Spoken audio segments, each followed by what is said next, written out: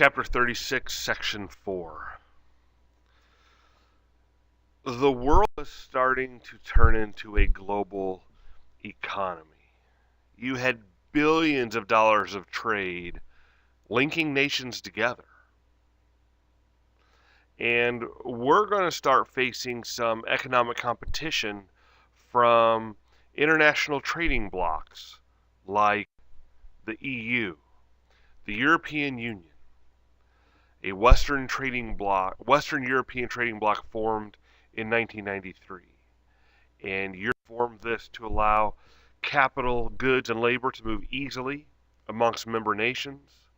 And they agreed to cooperate on crime, culture, education, health, things like that. There were even people that were wondering if someday it would turn into a United States of Europe. In response, you're going to see the creation of NAFTA, the North American Free Trade Agreement, formed in 1993 between the United States, Canada, and Mexico to counter the other trading blocs.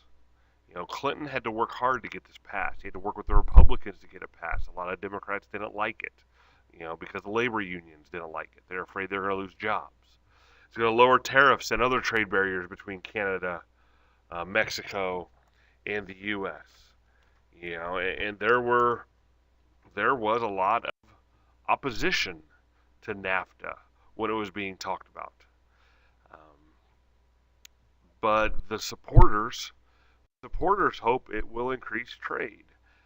And it did. It did increase trade between these nations. But it is estimated that the United States between 93 and 2000 lost 750,000 jobs to these other countries, mostly in manufacturing, as the critics of NAFTA had warned. Let's talk multinational corporations, because they were beginning to dominate the global economy, investing money in businesses around the world. And sometimes the U.S. economy does benefit from this. Some companies from Japan do come here to open up factories in the U.S. Our economy did boost because of it. But the profits, though, do go back to Japan. But some U.S. companies go operate in other countries, too. It's easy to think of some of these. Your McDonald's and your Pepsi and your Apple and all these different companies. There were environmental and population concerns being expressed. The United States is home to 5% of the world's population, but uses 25% of the world's energy. And if you were to look where the world's energy comes from, a lot of it comes from oil. And you can see those alternative sources like solar and hydroelectric and wind continuing to increase all the time. And if you were to look at one of those things right there that seemed to scare people the most, a lot of people would think that would fall under nuclear. People worried about the dangers of nuclear power, especially after 1986's Chernobyl disaster.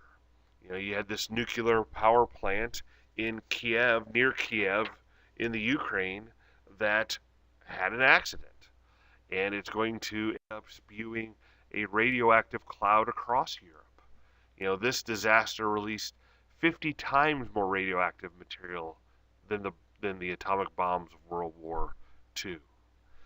And you have people near this that have all sorts of health issues, birth defects, cancers, all sorts of different things. People started calling for more of those alternative sources like, solar, geothermal, wind, hydrogen, stuff like that. You've got population of the world increasing, which could cause issues. By 2000, the world's population was at 6 billion, growing at a rate of 3 people per second. And usually the poorer the country, the higher the population growth. Places like India and China, Brazil, Indonesia. You've got environmentalists that are concerned about protecting the environment, recycling going up, um, lots of different issues that were being dealt with as you start to approach 2000. So let's talk election of 2000. No more Bill Clinton. He served his 2 terms. So the Democrats are going to go with Al Gore. Okay, he had been Clinton's vice president, and his VP candidate is going to be Joe Lieberman. And remember, the election of 2000. This is the fall of 2000 here. That surplus had nobody knew what to do with it yet. There was still that arguing between the Democrats and the Republicans. So Al Gore wants to use the surplus to pay down some of the national debt, increase funding for those domestic programs, education, healthcare, stuff like that. The Republicans are going to nominate George W. Bush. This is the son of former President Bush. He was governor of Texas. His VP candidate is going to be Dick Cheney, Secretary of Defense for W's father. With the surplus, they wanted to return that surplus to voters with tax cuts. Some of the other parties that you're going to see in this election is you're going to see the Green Party, formed in 91, concerned with environmental issues. They have Ralph Nader. They're actually, in this election of 2000, they're trying to get 5% of the vote. If they can get 5% in 2000, that means in 2004, they would qualify for federal campaign funding. You've got Pat Buchanan of the Reform Party, which made Ross Perot mad because he wanted to run again, but he was getting up there in years, and they've already said you tried it a couple times. And then you've got some others that just don't really make much of a showing. This election is going to be an election like no other. There was no winner right away. Usually, election night, you could stay up and you could watch the polls and you could watch the results coming in and you could figure out who won. I personally remember being, about 2 a.m. and finally just going to sleep because they didn't know who won. Many states were too close to call right away. And it's going to end up coming down to the state of Florida.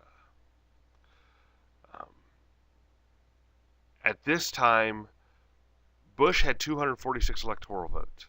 Gore had 255. To win, you need 270. Florida was worth 25 electoral votes. And as you can see here, Florida's votes were close. Bush led by less than 2,000 out of 6 million votes by the time it was all said and done in Florida. And by Florida law, this calls for an automatic recount. That's not very many votes you're leading by out of 6 million votes. And as they're doing the recount, they have some issues. You can see the picture there, those little hanging chads.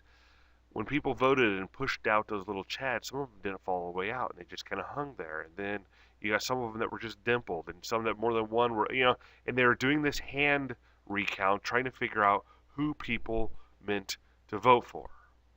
You've also got this butterfly ballot here, which is not in use anymore. And there was confusion on that.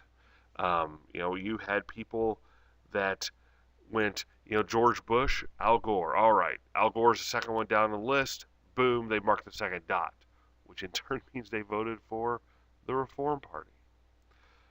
Basically, you've got lawsuits being filed by both sides over all of this, mess in Florida.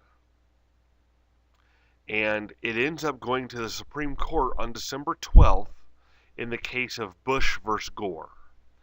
The Supreme Court is going to rule that the hand recount is not valid. If you can't tell who they voted for, obviously you can't assume. And that means Bush wins Florida by 537 votes. So, your results on December 13th, an election that takes place, November 7th. You get results December 13th. Bush gets 47.9% of the popular vote, 271 electoral votes. Gore, 48.4% of the popular vote, 266 electoral votes. Nader gets his 2.7%, not enough that he wanted at 5%. And Buchanan gets 0.4%, a lot of those, coming from Florida. This is the first time a president in over 100 years won the electoral vote, but not the popular vote. It's actually the third time in history. Back in 1876, Rutherford B. Hayes did it. In 1888, Benjamin Harrison did it. And you start having people calling for the need for reform. They need to reform this electoral college system. So let's look at the Bush presidency here. No matter who won, it didn't matter if Bush won or Gore won, first order of business is trying to heal the wounds from this election. Bush is going to send an education reform package to Congress. He sends tax cuts to Congress as promised with the surplus there. Congress approves the tax cuts, first major tax cuts in over 20 years. Let's look at Congress. Congress was almost equally split. In the House, the Republicans had a small majority. In the Senate, it was actually a 50-50 tie. Ties in the Senate are broken by the Vice President, Dick Cheney. So the Republicans would have broke ties there. But there's going to be a power shift in Congress. You had a Republican senator that decides to leave the Republican Party and become an independent, which now means you had 49 Republicans, 50 Democrats, and 1 independent. As far as foreign affairs go, Bush is talking about a missile defense system similar to what Reagan had been talking about, and he wants to encourage democracy worldwide as nations are changing. So he takes office in January of 2001, and he's not going to have very long to accomplish his goals before everything in the world changes.